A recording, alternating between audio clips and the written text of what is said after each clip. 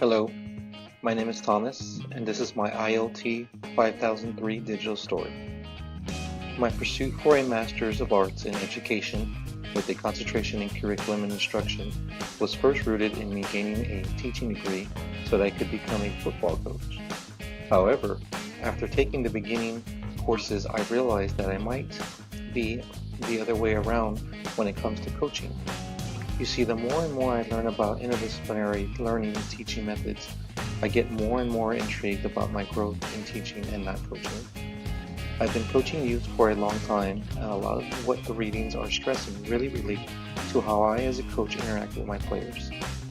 On the teaching aspect, I'm a firm believer of knowing your audience is so that you can really make connection with them.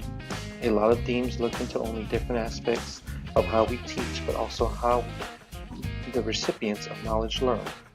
Immersing yourself with your subjects and really understanding them goes a long way when trying to create positive dialogue.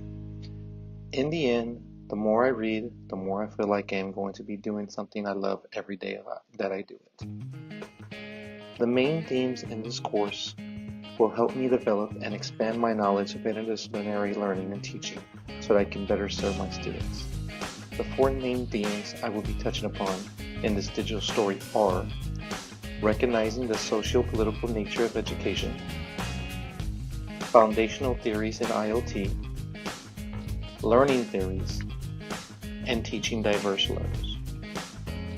I will also explain how I will try to integrate these main themes into my own practices for my future students. First, let's talk about the socio-political nature of our educational system. Gloria Golden described in her reading, A Brief History of the Education in the United States, that in the beginning the educational system started off strong but has been weakened by unethical practices in funding and availability of education for all. If we go back and look at the history of education, we see that there are still a lot of traditional methods used today from when public education first started to apply to us.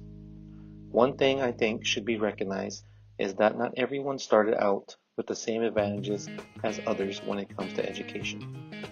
There is an achievement gap, and we should recognize this injustices on all sides without guilt and strive to enlighten each other on such topics so that we won't let history repeat itself. This all goes back to understanding and focusing on progression instead of being stagnant when it comes to our educational growth. Social injustice in our education system is even further looked into by Gloria Lansing-Billings with her insight in her reading from The Achievement Gap to the Educational Debt, Understanding the Achievement in U.S. Schools. Bringing awareness to all that have started the race in education at a disadvantage is crucial to understanding our student population today. The debt caused from historical, economic, and socio-political agendas should be recognized and then addressed so that they never happen again. I have personally experienced these disadvantages as a student growing up, whether it be to lack of resources or funding, but I hope that my enthusiasm and preparation for teaching can sway the positive experience back into my future students' favor. This directly relates to the foundational theories of interdisciplinary learning and teaching. In understanding the different approaches to learning and implementing the best practices can lead to the most optimal learning environments for all of my students. I feel very strongly to a learner-centered philosophy when it comes to teaching, but I also feel my views can change or evolve in the future. I view myself as a personal guide to my future students when it comes to instructing them and helping them through a fulfillment of knowledge. This is where my coaching and teaching kind of intertwine, and that I can coach someone over and over, but it's up to them to execute the plays. Understanding how we process information and gain knowledge goes a long way when it comes to execution. I will be met with so many different challenges every day just by simply meeting different students from all walks of life, and it will be up to me to recognize how, what, and when they learn curriculum. Not everyone is going to be the same, and not all teaching is going to be relatable to the individuals. If I can combine the knowing your audience aspect with the most effective way to deliver my message, I feel this will lead to great success for me as a teacher. I would also like to be evolving through this growth and have take place to change in a rapid environment in education. Learning theories are the next major theme in the course. They are a way for me to engage with my future classroom and to ensure I apply some of the best practices available to me. Behaviorism, situated learning, cognitivism, instructionism, social constructionism, and andragogy.